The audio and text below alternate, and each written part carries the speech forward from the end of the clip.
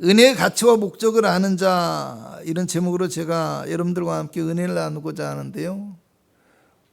현대를 살아가는 인간들에게 있어서 생명 다음으로 중요하게 인식되는 것이 무엇이 있느냐면 그것은 다름 아니라 돈이라는 것입니다. 여러분, 왜냐하면 사람이 소유할 수 있는 거의 대부분의 것은 이 돈으로 그 가치를 평가받게 되어 있고요.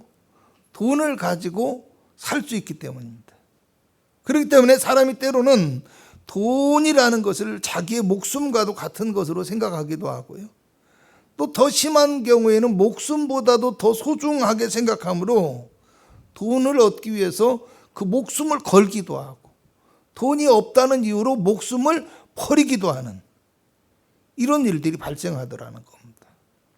그러다 보니까 이 돈이 세상을 살아가는 사람들에게 있어서 생명보다 앞서고 어쩌면 사람이 살아가기 위해서 반드시 있어야 될 가장 중요한 것으로 인식되고 있는 것이 오늘날 우리 사회의 현실이라고 생각합니다. 그런데 이 돈을요, 막 태어난 어린 아이들에게 주게 되어지잖아요. 그럼 그것을 받기는 받지만 받아서 간직하는 것이 아니라 아무 곳에나 버려버리고 그리고 다시 찾지도 않는 상황들을 발견하게 됩니다. 왜 그럴까요? 돈의 가치를 모르기 때문입니다. 어린아이들에게는 아무리 돈이 중요하다고 말을 하고 돈을 잃어버리지 않고 잘 간직해야 된다고 가르쳐 주어도 소용이 없는 거예요. 그저 이 돈이 아이들에게는 들고 있는 것조차도 불편하고 가치가 없는 물건에 지나지 않고요.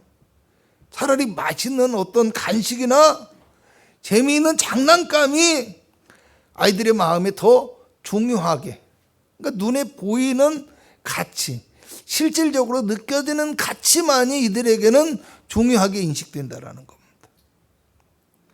여러분, 어쩌면 돈을 주는 어른의 입장에서는 자신이 가장 소중하게 생각하는 돈을 주면서 자기의 사랑을 표현하고 있는 거예요. 관심을 표현하고 있는 거예요. 그런데 그것을 받는 어린아이의 입장에서는 맛있는 사탕이나 장난감이 더 중요하게 느껴지기 때문에 그 가치를 인식하지 못하는 것이 된 것이 아닐까, 이런 생각을 합니다. 여러분, 믿음의 삶에도 이런 일들이 있을 수 있다는 거예요. 그리스도인들에게 있어서 그 어떤 것보다도 소중한 하나님의 이 은혜가 어린아이와 같이 믿음이 자라지 못하고 성숙하지 못한 성도들에게 있어서는 가끔은 무가치하고 또 그 가치를 인정하지 않는 무익한 헛된 것으로 인식되고 있지는 않은가 하는 사실입니다. 여러분, 제가 처음 신학교를 졸업하고 개척교회를 시작할 때는요, 컴퓨터가 많이 보급되지 않아서 개인적으로 가정에서 컴퓨터를 가지고 있는 곳이 찾아보기 힘든 때였어요. 그래서 제가 전도의 목적으로 교회 여러 대의 중고 컴퓨터를 설치해 놓고요, 아이들에게 컴퓨터도 좀 가르쳐 주고 그리고 컴퓨터 게임도 할 수 있도록 배려해 주라고 했는데요, 문제는 어디에서 발생하느냐, 아이들이 컴퓨터를 할 때만 교회를 오고 예배를 드릴 때는 교회를 오지 않거나 또는 컴퓨터를 하다가도 예배를 드리자고 하면 굉장히 불편해하고 그리고 또 그만하라고 하면 서운해하기도 하고, 심지어 어떤 경우까지 발생하냐면 컴퓨터를 하다가도 그만두고 예배를 드리자고 하면 그냥 집에 가버리는 아이들이 있더라는 것입니다. 아무리 제가 컴퓨터를 해줬다고 할지라도 아이들을 강제할 수는 없는 거잖아요. 집에 가야 된다는데 가겠다는데 어떻게 해요? 컴퓨터만 해줬겠어요? 간식도 주고 장난감도 갖고 놀게 해주고 필요한 것들을 많이 해줬겠죠. 여러분, 복음을 위해서 아이들에게 이런 것들을 제공하고 사랑과 관심을 기울였는데 아이들은 복음에는 전혀 관심이 없었고요, 그저 컴퓨터 게임을 하고 먹고 노는 것에만 관심을 기울이게 되는 오히려 복음의 역효과가 발생하게 되더라는 겁니다. 여러분, 제가 그 아이들에게 그냥 복음만 전했을까요? 외롭고 힘든 아이들에게 관심도 주고 사랑도 주고 그들을 위해서 무언가를 해주려는 많은 마음들이 있었겠지. 여러분, 그런데 안타깝게도 아이들은 사랑을 주는 목사의 마음은 전혀 알지 못하고 관심조차 가지려고 하지 않았고요. 그저 맛있는 간식과 컴퓨터 게임에만 정신이 팔려서 복음의 이야기는 듣지 않고 흘려버리게 되더라는 것입니다. 여러분, 왜 제가 이런 말을 할까요? 어쩌면 우리도 하나님 앞에 그런 어린 아이와 같은 믿음을 가지고 살아가는 존재는 아닌지 우리 스스로 생각해 볼 수 있어야 한다는 것이에요. 하나님께서 우리에게 베풀어 주신 그리스도의 십자가의 사랑과 그 은혜의 가치를 알아야 되는데 그 가치는 알지 못하고 우리를 구원해 주신 하나님의 은혜의 목적에도 관심이 없고 그저 그 은혜 안에서 주시는 유익만을 늘 구하고 그것만을 누리려고 하는 어린 아이와 같은 믿음의 모습이 우리의 모습은 아닌지 우리 스스로가 자기 신앙을 돌아볼 수 있어야 한다는 것입니다. 오늘날 우리 주변에 많은 그리스도인들이 경제가 발전하고 물질적인 풍요를 누리게 되면서부터 이 믿음의 가치와 목적을 눈에 보이는 세상의 것들에 두고 살아가는 그런 모습을 보이고 있습니다. 마치 세상의 것이 전부인 것처럼 생각하고 세상의 것들이 믿음의 길을 결정하게 되어지는 육적인 믿음을 가지고 살아가는 것이 오늘날 믿음의 사람들과 교회의 현실이 되어버린 거예요. 그래서 교회가 커야 능력이 있고 성도가 많이 모여야 아름답고 은혜롭고 또 내가 부자가 되어야 은혜 받은 것. 여러분, 은혜의 가치는 거기에 있는 것이 아니라는 것을 아시기 바랍니다. 여러분, 자신의 삶을 살아가는 데 있어서 뿐만 아니라 이제는 교회 안에서조차도 사람들은 온갖 세상적인 논리와 인간적인 생각이 중심이 되어지고 있습니다. 그리고 또 자기 이익이나 욕망이 실현되어지는 것이 그것이 은혜로운 것이라고 생각하게 되어졌습니다. 얼마나 안타까운지 모릅니다. 여러분, 제가 여러분 앞에서 직접적으로 말씀드리는 게 좀 불편하긴 한데요. 원고에는 없는 내용이에요. 그런데요, 여러분, 우리 어르신들이 또 여성 성도님들이 그 요양보호사인가 그거 하잖아요. 여러분, 국가가 요양보호사를 만든 이유가 뭡니까? 어렵고 자기 혼자 생활이 불편한 사람들을 위해서 나라가 도와주고 봉사자들이 도와주는 거예요. 그들의 삶의 질을 도와주고 그들이 더 행복하고 편안하게 살 수 있도록 돕기 위해서 국가가 예산을 사용하고 또 요양보호사들은 그런 일에 헌신된 마음으로 일을 해야 되는 거예요. 할렐루야. 근데 사람들은 단지 돈을 버는 데만 관심이 있어요. 그리고 편한 곳에 가야만 그것이 하나님의 은혜라고 얘기합니다. 여러분, 저는 결단코 그것을 거부하고 부인하고 싶습니다. 그러면 제가 은혜롭게 살아가는 거, 그럼 큰 교회 가서 편안하게 목회하고 많은 사람들에게 추앙을 받아야만 가치 있는 것이냐라는 거. 제가 그것을 부인하지 않는다면 저의 삶을 부인하고 저의 믿음을 부인하는 것과 같아요. 오늘 그리스도인들이 신앙과 은혜를 이 눈에 보이는 척도 세상적인 것에 기준을 두는 위험에서 벗어날 수 있어야 됩니다. 오히려 내가 정말 가치 있게 헌신하고 믿음으로 살아가고 험난한 과정 속에서도 그리스도의 복음을, 그 은혜를, 사랑을 실천하는 것을 감사로 여길 수 있어야 돼요. 때로는 편한 곳만이 아니라 어렵고 힘든 곳이 나에게 주어질지라도 하나님께서 나를 이렇게 귀중하게 쓰시기 위해서 이 어렵고 힘든 사람에게 붙여주셨구나, 이런 생각을 가지고 이런 믿음으로 그리스도인다운 삶을 실천해야 되는 거예요. 그런데 조금만 힘들어도 은혜가 되지 않고 내 기도에 응답하시지 않은 것 같고 나는 능력이 없는 것 같이 생각한다면 그리스도인의 은혜의 삶, 믿음의 삶은요, 실패한 것과 다름없다라는 겁니다. 여러분, 이렇게 자기 이익과 욕망과 세상적인 것을 은혜라고 착각하다 보니까 조금이라도 자기의 마음에 들지 않는 불편한 말을 듣거나 아니면 부담스럽고 곤란한 말을 들어도 사람들은 교회 안에서도 금방 시험이 들고 너무나 쉽게 목회자를 비난하고 너무나 쉽게 교회를 공격하며 은혜가 없다라는 말을 합니다.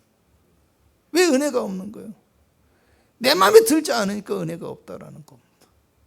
하나님의 기준으로, 말씀의 기준으로 은혜를 삼아야 되는데 내 욕망이 기준이 되어서 은혜가 있고 없고를 탓하는, 마치 어린아이들이 재밌으면 교회를 오고 좋은 것 주면 이익이 되어서 교회를 오는 것처럼 오늘 우리의 믿음이 그런 모습이 되어서는 안 되려나.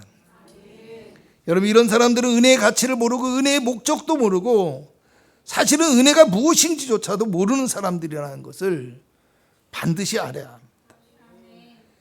여러분, 잘 될 것이라고 축복해 주시기만 바라며 하나님의 은혜를 마치 부적이나 구슬을 하는 것처럼 예배만 드리면 된다라는 생각으로 또 자기 이익을 실현하는 도구로밖에 생각하지 않는 신앙의 모습이 될 수도 있다는 거예요. 여러분, 이런 생각과 논리는 사람을 바라보며 평가하는 데 있어서도 똑같이 적용됩니다. 그래서 사람의 겉모습을 보고서 그 사람을 판단하고 그 사람이 가지고 있는 세상의 것인 세상적인 것들로 기준을 세우는 거예요. 그래서 얼마나 많이 가지고 있는지 또 세상적으로 얼마나 성공하고 잘 되었는지에 따라서 사람을 구분하고 서열을 정하는 세상과 전혀 다를 바 없는 모습이 오늘날 교회 가운데 우리들의 삶 가운데 일어나고 있는 모습이더라는 겁니다. 여러분, 본문 1절에 사도 바울은 고린도 교회 성도들을 향해서 뭐라고 하느냐? 하나님의 은혜를 헛되이 받지 말라, 이렇게 말씀하고 있습니다. 여러분, 하나님의 은혜가 뭐예요? 간단합니다. 하나님의 은혜는 구원의 은혜와 더불어서 구원받은 백성을 이끌어 주신 하나님의 인도하심과 능력을 함께 포함하고 있는 것이라고 할 수 있습니다. 로마서 3장 23절에서 24절을 보면 모든 사람이 죄를 범하였음에 하나님의 영광에 이르지 못하더니 그리스도 예수 안에 있는 속량으로 말미암아 하나님의 은혜로 값없이 의롭다 하심을 얻은 자 되었느니라고 말씀합니다.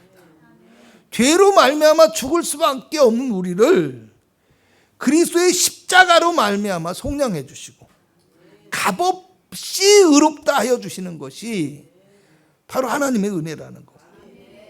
또 디도서 2장 11절에서 14절을 보면 모든 사람에게 구원을 주시는 하나님의 은혜가 나타나 우리를 양육하시되 경건하지 않은 것과 이 세상 정욕을 다 버리고 신중함과 의로움과 경건함으로 이 세상에 살고 복스러운 소망과 우리의 크신 하나님 구주 예수 그리스도의 영광이 나타나심을 기다리게 하셨으니 그가 우리를 대신하여 자신을 주심은 모든 불법에서 우리를 속량하시고 우리를 깨끗하게 하사 선한 일을 열심히 하는 자기 백성이 되게 하려 하심이라고 말씀합니다.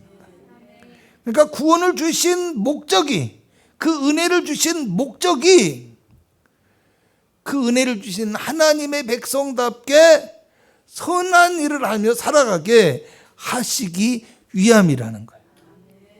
여러분, 결국 하나님의 은혜를 헛되지 말라는 말씀은 구원의 은혜를 무가치하게 받아들이거나 당연한 것처럼 받아들이지만 말고 은혜를 주신 하나님의 뜻을 알고 하나님의 부르심에 합당한 그런 삶을 살아가야 한다는 것을 의미하고 있습니다.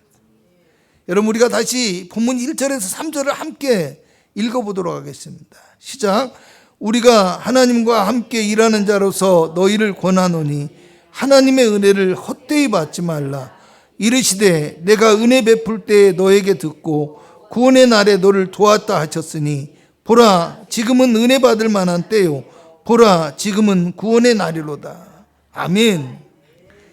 지금이 은혜 받을 때이며 구원의 날임에도 불구하고 그 구원의 목적을 이루어가야 될 때임에도 불구하고 우리가 은혜를 헛되게 만들고 있는 모습이 지금 바울이 편지하고 있는 고린도 교인들의 모습 속에 보여지고 있었다라는 겁니다.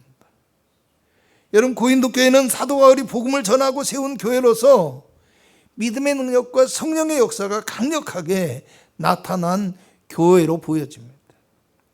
그러나 교회가 세워지고 성장해가는 과정에서 여러 가지 신앙적인 문제와 성도들 간의 다툼이 생겨나게 되었고요. 가장 큰 문제점은 뭐냐? 그들에게 복음을 전하고 가르쳐준 이 바울과 바울의 가르침에 대해서 세상적인 기준을 가지고 판단하려는 사람들이 나타나게 되었다는 사실입니다. 여러분, 바울은 예수님께 직접 배운 정식 사도도 아니었고, 예루살렘 교회가 파송한 선교사도 아니었어요. 안디옥 교회에서 파송한 선교예요. 바울은 말을 잘 못해서 설교에 힘이 없었다고 얘기를 하고요. 가난해서 일을 해야 먹고 사는 능력 없는 사람이라고 생각하고, 하나님의 일꾼인데도 왜 이렇게 고난을 많이 받는지 그것도 이상하고, 심지어는 그가 사례를 받지 않고 복음을 전하는 거 일하는 것은 사실은 사람들의 마음을 훔치려는 속임수에 불과한 것이라고 하면서 이제 여기서 자칭 큰 사도라고 일컫는 그런 거짓 선지자들의 그 선동질에 마음이 빼앗겨서 바울이 전하는 복음의 말씀, 그 가르침을 믿으려고 하지 않고 의심하는 사람들이 생겨났다라는 겁니다. 할렐루야. 네.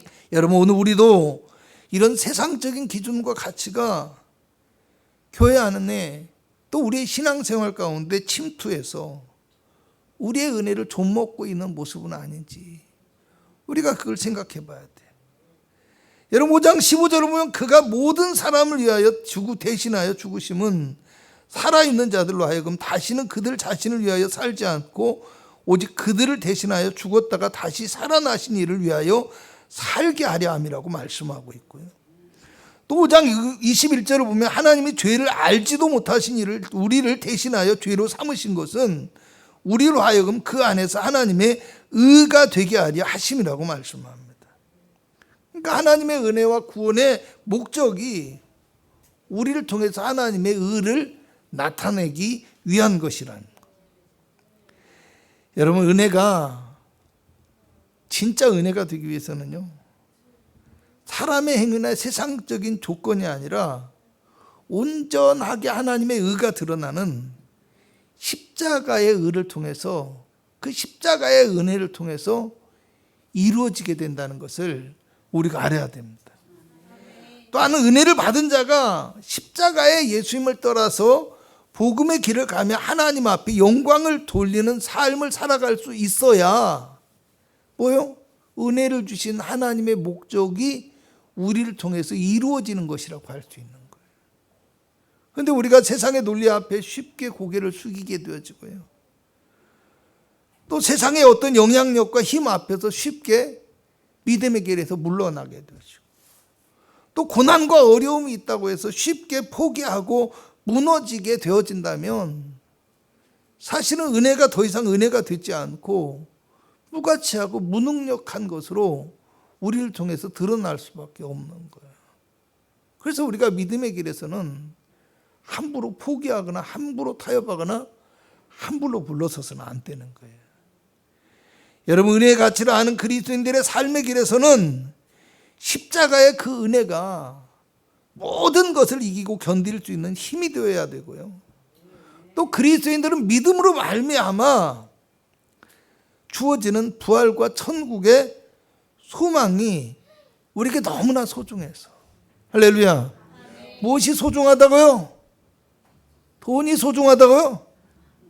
아니에요. 부활과 천국의 소망이 우리에게 너무 소중해서 세상에 있는 다른 어떤 것과도 내가 이것을 바꿀 수 없다 하는 이 믿음의 고백이 우리의 입술을 통해서 뿐만 아니라 우리의 삶을 통해서 드러날 수 있어야 된다는 거예요. 여러분, 오늘 본문 3절에서 10절에는 사도 바울이 하나님의 일꾼으로서 복음을 위하여 어떻게 살아왔는지에 대한 것과 자신의 삶을 어떻게 바라보고 있는지에 대하여 고백함으로 하나님의 은혜를 아는 사람의 모습에 대하여 가르쳐주고 있습니다. 먼저 3절을 읽어봅니다. 시작. 우리가 이 직분이 비방을 받지 않게 하려고 무엇에든지 아무에게도 거리끼지 않게 하였고, 복음을 전하는 것이 혹여 자신의 말이나 자신의 행동이나 자신의 어떤 인격적인 것들로 인해서 비난과 조롱의 대상이 되지 않게 하려고 내가 무슨 일을 하든지 누구를 만나든지 은혜를 받은 자로서 거리낄 만한 그런 행동을 하지 않았다고 합니다. 이제 4절에서 8절의 중반부까지를 보게 되면요, 같이 읽어봅니다. 오직 모든 일에 하나님의 일꾼으로 자천하여 많이 견디는 것과 환난과 궁핍과 고난과 매맞음과 갇힘과 난동과 수고로움과 자지 못함과 먹지 못함 가운데서도 깨끗함과 지식과 오래 참음과 자비와 성령의 감화와 거짓이 없는 사랑과 진리의 말씀과 하나님의 능력으로 의의 무기를 좌우해 가지고 영광과 욕됨으로 그랬으며 악한 이름과 아름다운 이름으로 그러했느니라. 아멘. 여러분, 이것을 한마디로 표현하면 어떤 어려움과 고난의 상황 가운데서도 하나님께 받은 은혜에 합당한 삶을 살았다라는 거예요. 그리고 복음, 그리스도의 복음을 삶을 통해서 자신이 증명하고자 하는 삶을 살아왔다는 얘기예요. 할렐루야. 이것을 다른 말로 표현하면요, 세상의 권세 앞에서 무너지지 않는 확고한 믿음의 삶을 살았다, 이런 얘기는 겁니다. 또 8절의 중반부에서 10절까지의 말씀을 우리가 같이 보면요, 시작.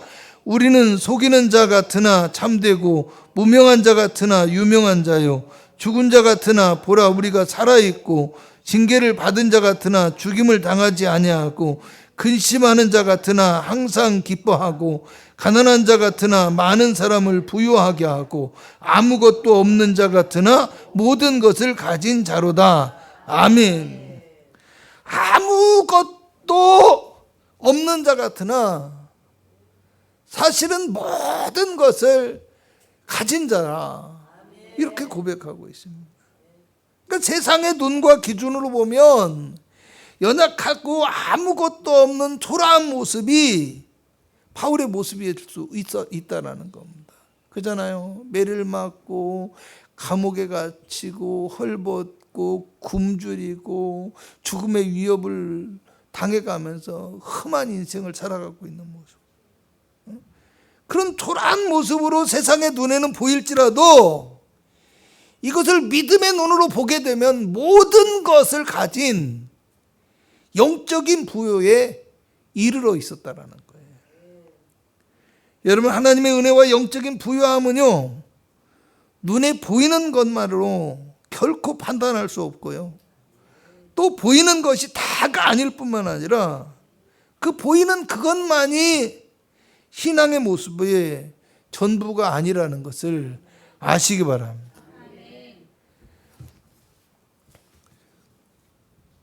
여러분, 고린도 교회 성도들에게 비친 바울의 모습은요, 비록 초라하고 비록 작은 모습이었을지 몰라도요, 그래서 그들은 바울의 어떤 믿음과 그가 가르치는 복음의 말씀마저도 의심한 상황에 이르렀다라는 겁니다. 그렇지만 바울은 지금 하나님의 은혜의 감격을 누리며 살아가고 있었고, 그 은혜로 말미암아 주시는 하나님의 능력과 권세가 삶에서 나타나고 있었다라는 겁니다.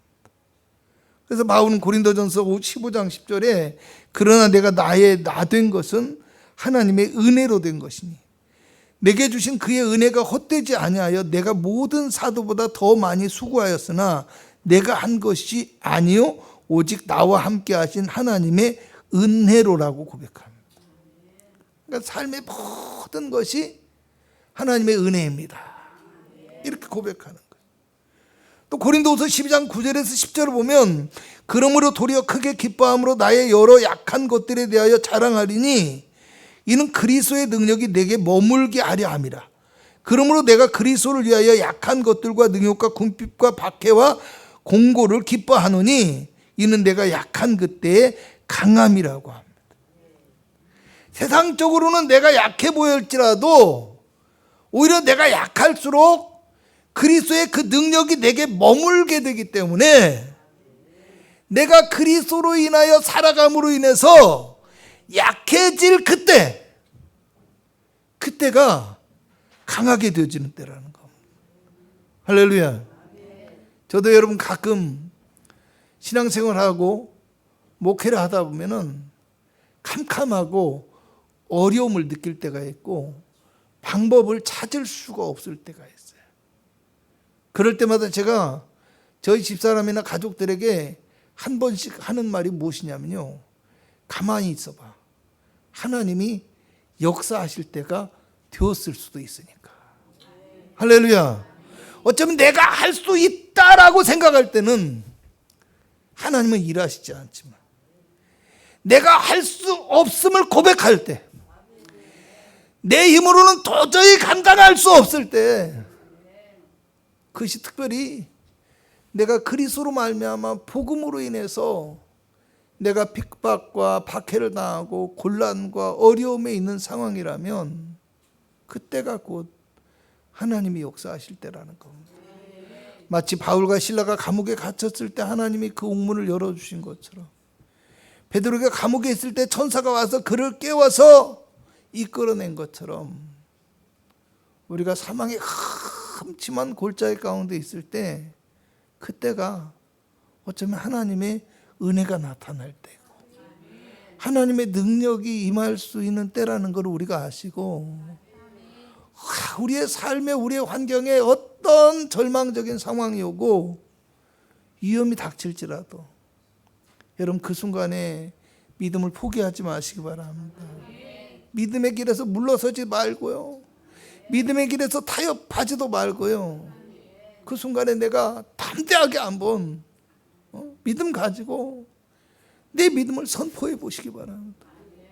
너 그렇게 말하냐? 너 그렇게 나에게 위협하냐? 세상아, 네가 아무리 강할지라도, 마치 다니엘과 세 친구가 왕이여 대답할 필요가 없습니다. 이 불뭇불에서 하나님은 능히 나를 구원하실 것이지만 그렇게 아니하실지라도 나는 하나님을 부인하고 우상에게 절하지 않겠습니다 했던 그들의 고백처럼, 세상아, 나는 하나님만 바라보고 하나님만 믿고 믿음의 길을 가겠노라.